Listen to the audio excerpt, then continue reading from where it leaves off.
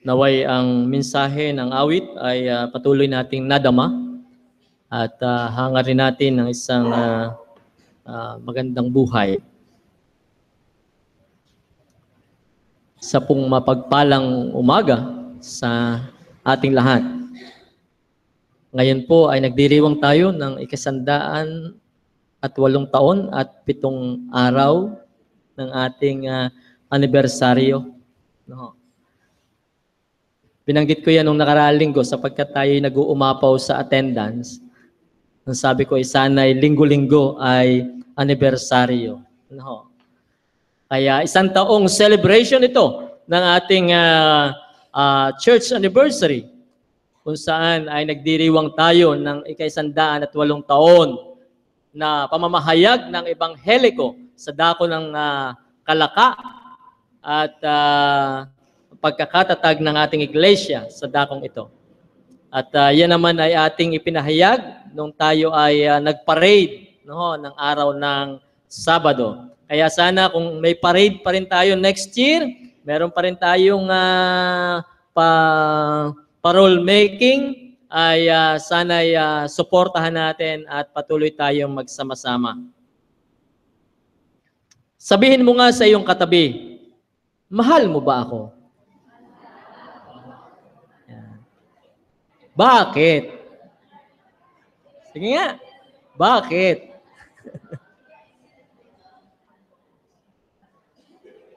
Kasi hindi lamang kita kapatid, hindi rin lamang kita kapuso. No? Ikaw ay aking kapamilya. No?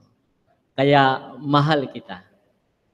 Ito ang diwa ng nais nating dalhin ngayong umaga sapagkat ang buong komperensya ay nag-celebrate ng linggo ng pagdatal at ito yung ikalawang linggo na kung saan ay nagbibigay pansin sa usapin ng family. Sabi ko sa sarili ko, 1 week kaming nag-celebrate ng family, baka naman manawa na ang buong kapatiran sa antas ng sasabihin tungkol sa pamilya. Pero nakita ko nung last night, ay parang sabik na sabik pa rin kayo sa pag-uusap o pag-usapan ang tungkol sa pamilya. Bagamat nabuod na ng Pastor Starlife ang usapin ng family, ay para bang sa diwa ng mga usap-usapan ay gustong-gusto natin pag-usapan pa ang usapin ng pamilya. Hindi lang dahil sa napakaganda ng delivery ng Pastor Starlife, kundi nakita natin yung mga puntos, yung mga sinasabi na napakahalaga sa buhay ng isang pamilya. Noong panahong ako po ay CYF at aktibong dumadalo sa mga pangkomperensyang gawain, malimit ako ay makadalo sa lalawigan ng Quezon. At dahil ang aking lola sa mother side ay taga Quezon, taga Lucena, gustong-gusto kong matunton ang aking mga anak doon sa Lucena. Isang pagkakataon ang may nakilala ako na kaapelyedo ng aking yung pang-ina ng aking lola. No? Alam ba ninyo kung ano apelyido ng inyong ina ng inyong lola? No? Yung middle name ng inyong lola? No?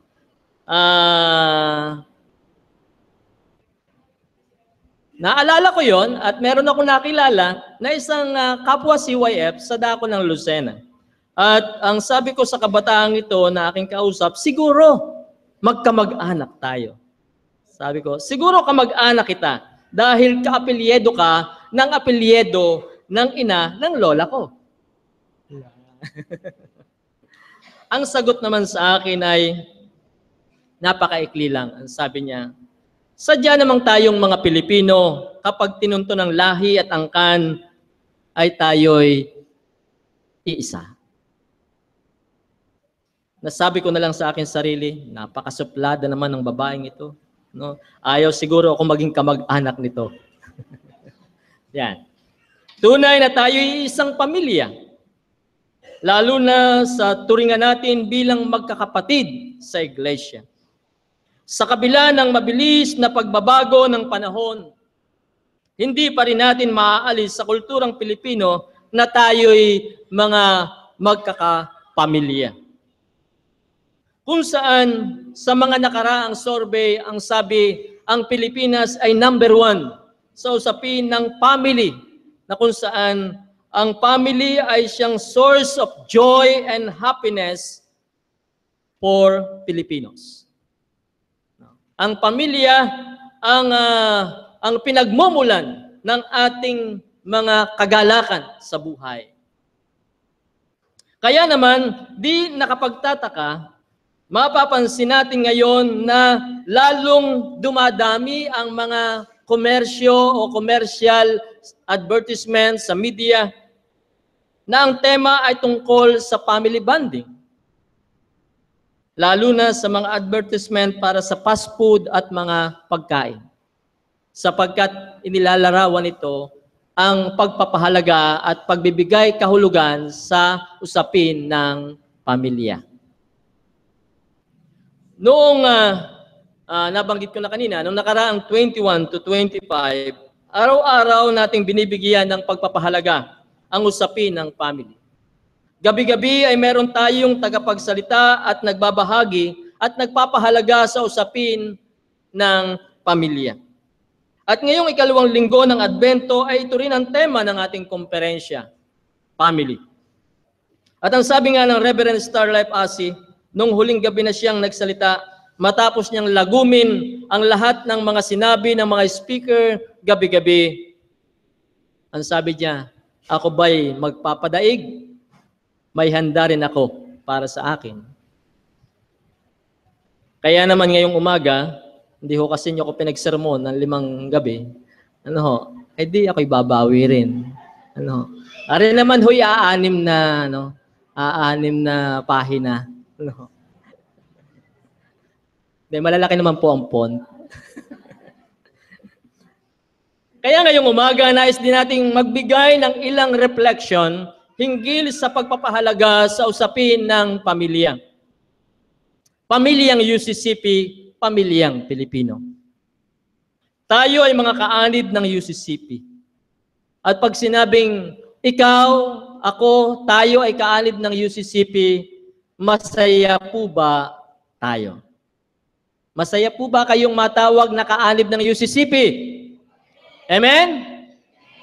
Okay, salamat po. Sino nga ba sa atin ang taas noo at masaya ang kalooban at damdamin kung malalaman ng ating mga kasamahan sa trabaho o ng ibang tao na tayo'y miyembro ng isang pamilyang UCCP? Sana ito ang saloobin natin. Si Reverend Junuel Bueno ay nagpahayag sa kanyang mensahe tungkol sa papaano nga ba natin madidescribe o may sasalarawan ng isang sambahayan o isang pamilyang UCCP. Sa kanyang maikling reflection, ang sabi niya, binanghay niya yung usapin ng UCCP. Ang sabi niya, UCCP, U, united. C, caring, and another C, concerned and courageous. And letter P, peacemaker o peace-loving and prayerful. Sabi niya sa kanyang mensahe, sana ito yung makita sa buhay at larawan ng pagiging pamilyang UCCP. Kaya naman, tayo bilang patuloy na nagse-celebrate ng ating 108 taon na pagkakatatag sa pagiging isang simbahang UCCP, malino na po ba sa bawat isa sa atin kung ano ang buhay o nararapat na uri ng pamumuhay ng isang pamilyang UCCP? Saan ba dapat tayo magkaisa? Ang katagang united sa buhay natin bilang isang iglesia. Mainam po na sariwain o i-review natin ang ating mga pananagutan o pagtatalaga bilang isang pamilya na kaanib ng UCCP. Ito po ay malinaw na nakabatay o mula sa ating saligang batas o UCCP Constitution and bylaws. Nais ko lamang muli ay ating sariwain ang mga bagay na ito. Ano-ano ito? Una, ang sabi sa ating saligang batas, bilang UCCP, tayo'y itinalaga upang ipahayag ang ebanghelyo at magkaroon ng personal na pagsaksi at paglilingkod sa ating kinabibilangang pamayanan, bansa at sa buong sanlibutan. Ito ang isa sa tungkulin ng pamayanang UCCP. Ikalawa, gawin ang payapa at makadiyos na pamumuhay na naaangkop sa pagiging Kristiyano at magsikap na makasunod kay Kristo. Hindi ko na po yun mintres pang palawakin pa sapagkat in toto malinaw naman ang sinasabi sa atin. Ikatlo, mag-alalayan sa isa't isa sa pananampalataya. Magsikap upang mapalakas ang pagkakaisa at pagsasama-sama ng iglesia. Kaya ibig sabihin, naroroon na. Nakapaloob na mismo sa ating mga panuntunan at saligang batas. Ikaapat, mag-aral at isabuhay ang prinsipyo ng pagkakatiwalang Kristiyano. Masayang pagkakaloob ng ikapo, pangako, panahon, talento, at mga pag-aari. Ikalima, protektahan at itaguyod ang balanse ng kapaligiran at integridad ng sangnilikha ng Diyos. At ang ika-anim, maging matyaga sa pananalangin, matapat sa pagsasabuhay ng pagsamba ng pamilya, pag-aaral ng banal na kasulatan, at pagdalo sa pananambahan ng iglesia. Pag ating sinuri yung 6 na bahaging iyon, yun na yung kumpletong pagpapahayag sa dapat at marapat na makita sa buhay ng isang UCCP. Yung number 6, napaka-basic nito, ito ba'y nagagawa natin? Ang sabi ay, matiyagang pananalangin, matapat na pagsasabuhay ng pagsamba ng pamilya, pag-aaral ng banal na kasulatan, at pagdalo sa pananambahan ng iglesia. Yun po'y nasa saligang batas natin. Kaya kung kaalig ka ng UCCP, kung proud ka na pagiging UCCP, dapat ito ang buhay natin at isinasabuhay natin. Sa pamagitan po ng mga tungkuling nabanggit, isinasalarawan lamang kung ano ang dapat nasa salamin o nakikita sa bawat tahanan o pamilyang UCCP. Gayon din, ang mga pananagutang ito'y isang nagpapatuloy na hamon sa ating lahat bilang mga pamilyang nakatalaga kay Kristo o mga tahanang Kristiyano. Sa Old Testament, sa binasa kanina ng ating birthday celebrant, ng ating kapatid na Ivy, ay sabi doon sa Deuteronomy chapter 6, verse 4 to 7, dinggin ninyo mga Israelita, si Yahweh lamang ang Diyos, ibigin niyo siya ng buong puso, kaluluwa at lakas. Ang mga utos niya ay itanim ninyo sa inyong isip. Ituros ninyo ito sa inyong mga anak, sa loob at labas ng inyong tahanan, sa oras ng paggawa, sa pamamahinga, sa lahat ng lugar at sa lahat ng panahon.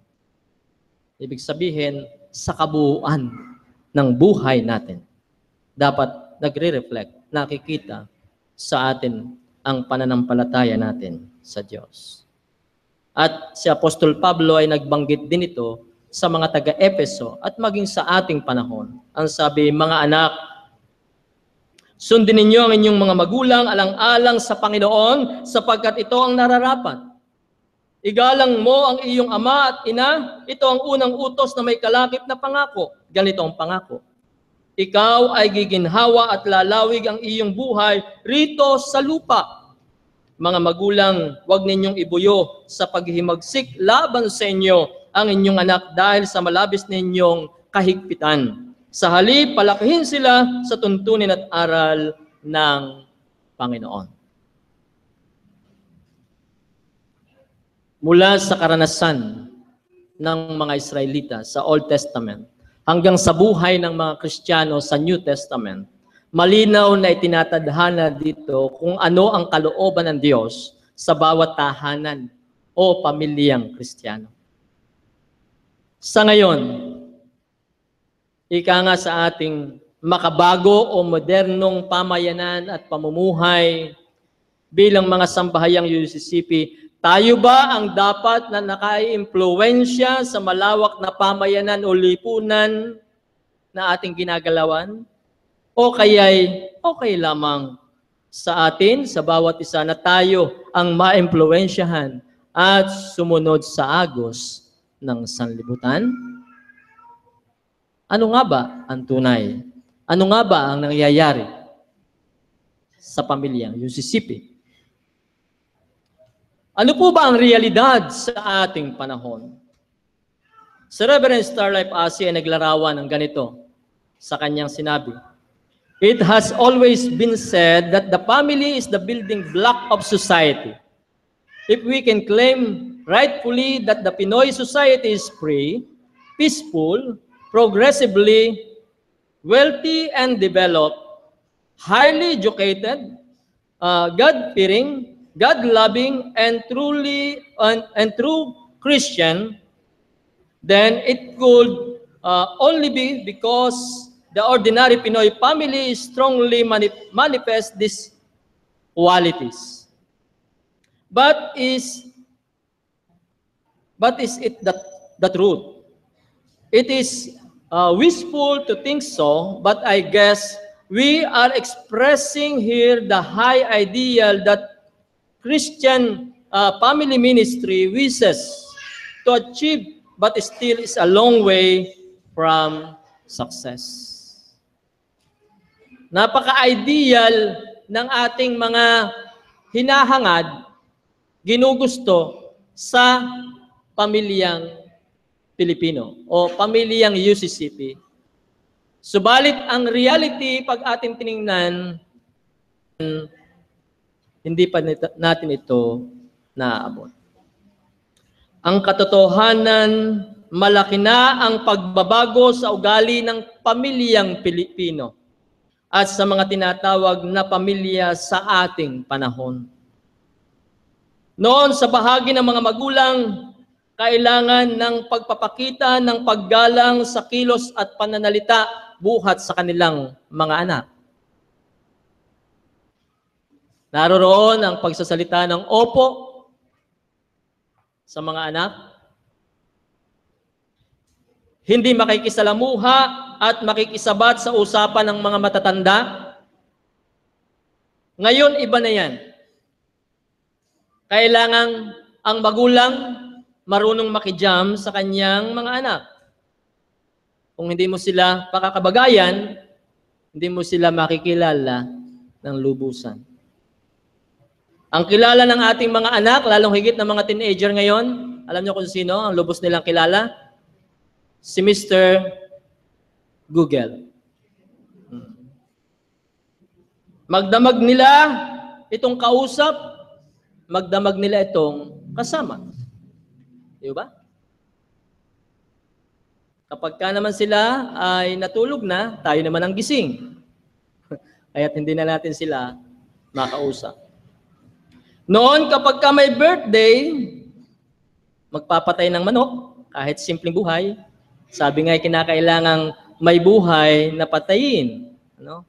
At maghanda ng kaunting pansit para humaba ang buhay. Pero anong tunay? Malaki na ang pagbabago. Kailangan, busy si tatay, busy si nanay, hindi na makapagluto, hindi na makapagkuse, kain na lang tayo sa fast food. Di ba? Treat na lang kita sa Jollibee at saka sa McDo. No? Yan ang gusto rin ng mga bata sa ating panahon. Dahil wala namang mag-aasikaso nga na magulang sa bahay.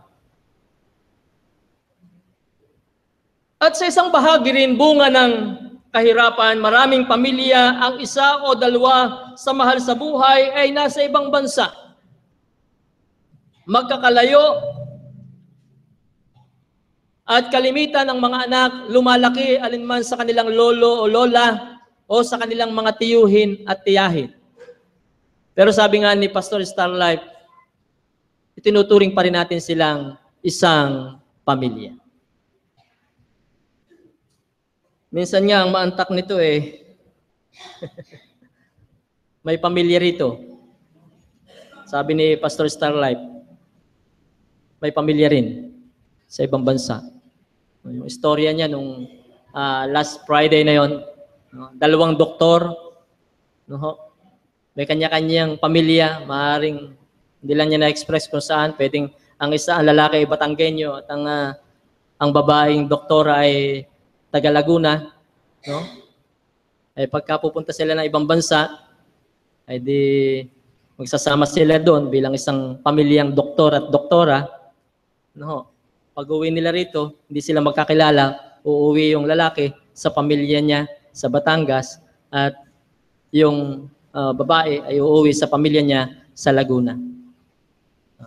That is true. Ito ang reality na minsan nangyayari.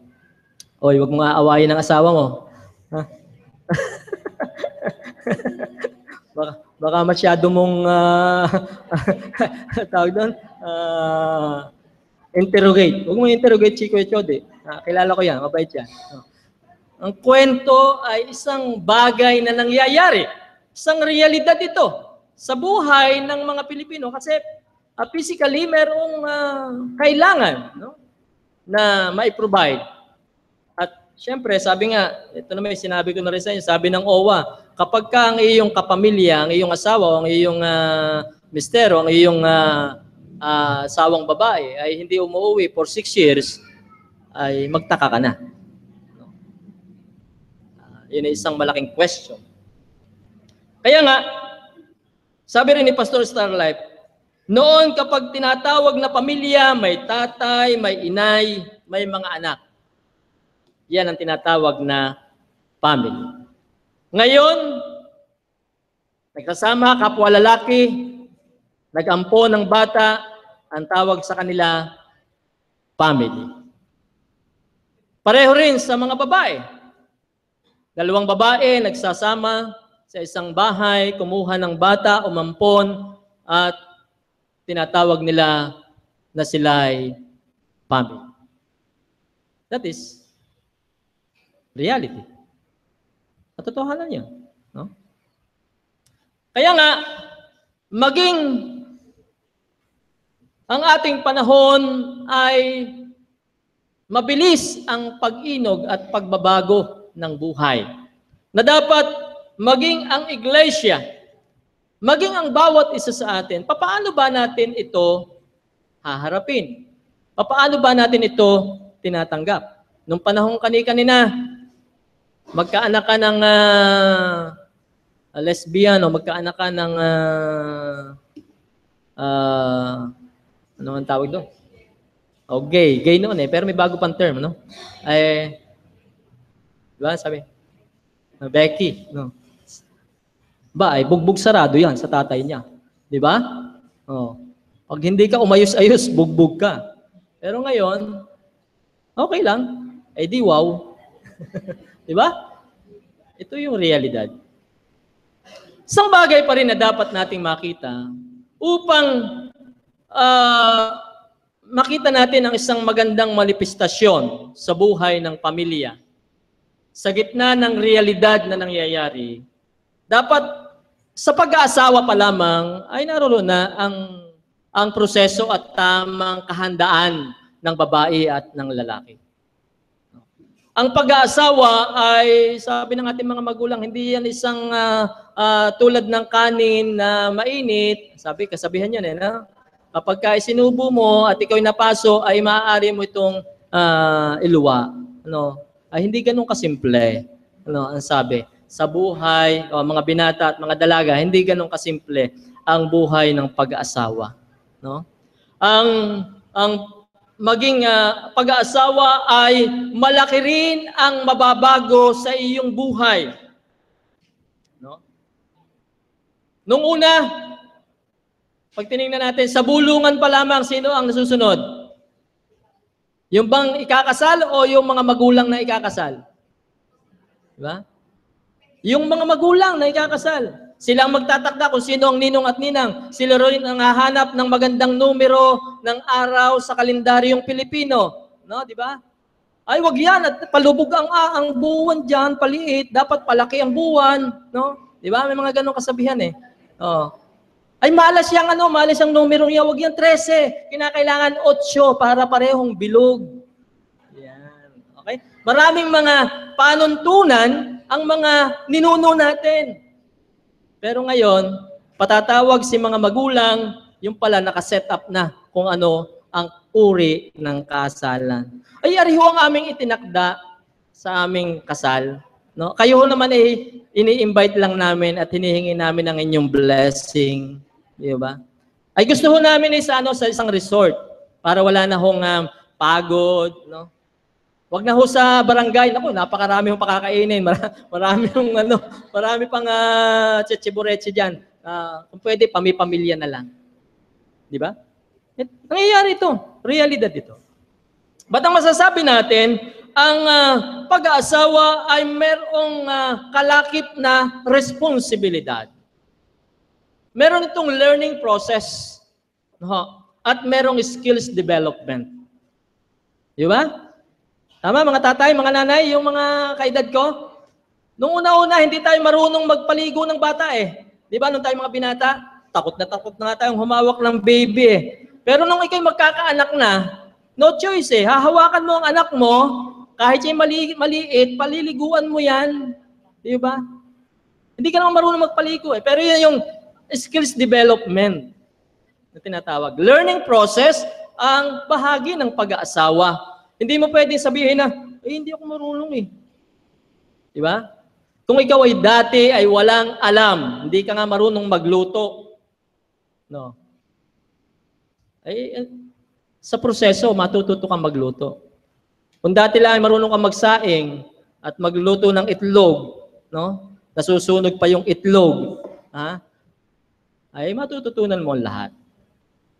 Learning process at skills development meron. Kaya nga, dapat bata pa lamang, yung formation natin ay tinuturuan na natin na matutunan nila ito sa kanilang tahanan, sa ating mga tahanan, upang kung sila ay tumanda, sila ay tumayo rin sa kanilang mga sariling pamilya, ay alam na nila, no? Kaunti na lamang ang kanilang pag-aaralan sa bahagi ng proseso ng buhay mag-asawa. At ito ay hindi 1 taon, hindi ito 2 taon. Bawat sandali nagbabago. No? Kahit kayo ay 25 years ng kasal, hindi mo pwedeng sabihin tapos na ang pag-aaral sa buhay mag-asawa. Ang susunod na doon ay pag-aalaga uli ng apo. Ano? Bahagi yan ng buhay Pilipino.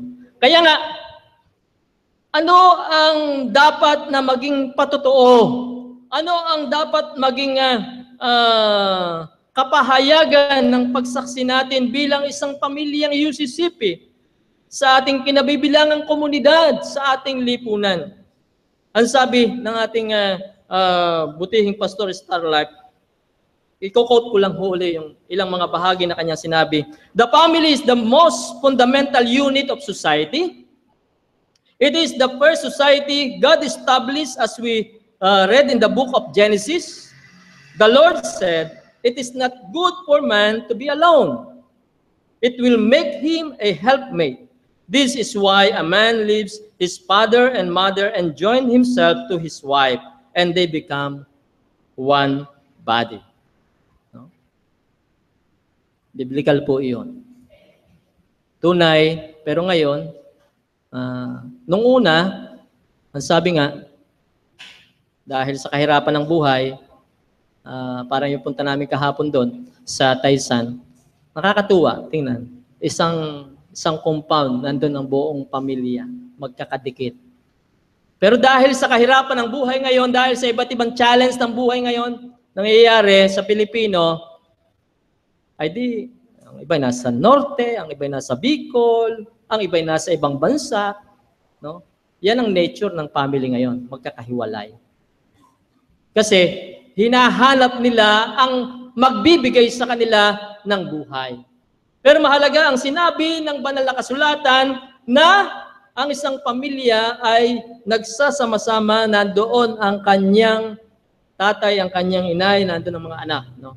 At ang sabi nga ay, sa marriage ay iiwan talaga ang kanilang mga magulang at sasama ang magsasama sa isa't isa ang babae at ang lalaki. And at the same time, ito yung Jewish culture yon. No? Our Lord sanctified the family by beginning His life on earth in a family. In fact, He lived 9/10 of His life in the family of Mary and Joseph at Nazareth. Later on, He raised marriage to a sacrament and performed His first miracle at the wedding feast of Cana. St. Paul compared marriage to Jesus' relationship with the church, the bride of Christ. And the Second Vatican Council called the family the domestic church, reminding us that the most basic cell of the church is not the parish but the family. The family is the sanctuary of love, life, and faith. No? Kaya ibig sabihin, marapat lamang na madama natin sa loob ng pamilya ang pagmamahalan, ang kahalagahan ng buhay, at ang diwa ng pananampalataya. At ang sabi, the family is the first society we belong to. We are born into a family, not into the church. Our very name identifies us a member of a family. The rite of baptism, which ushers us into the church, say that the parents are the first teachers of their child in the ways of faith. May they also be the best of teachers, bearing witness to the faith by what they say and do in Christ Jesus our Lord.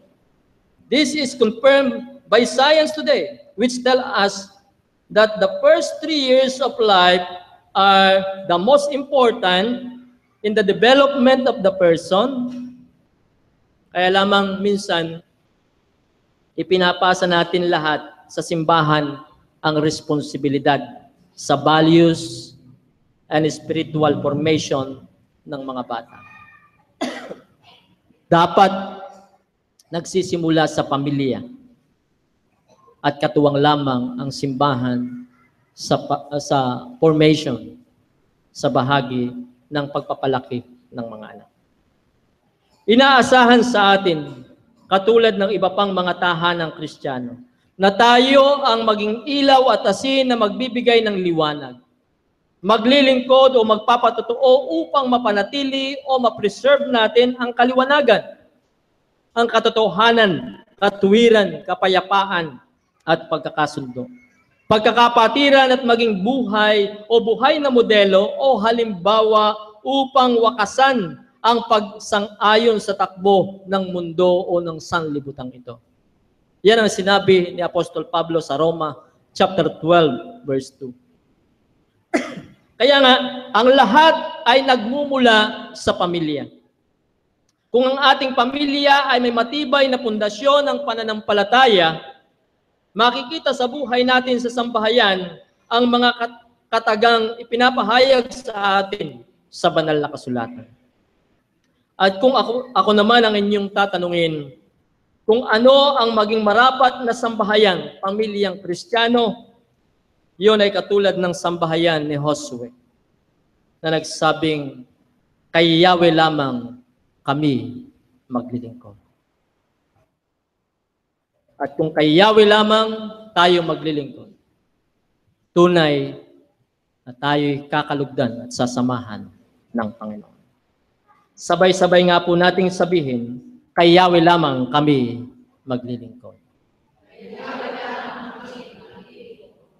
Maligayang 2nd linggo ng pagdatal sa umagang ito. Pagpalain tayo ng Panginoon sa umagang ito. Amen.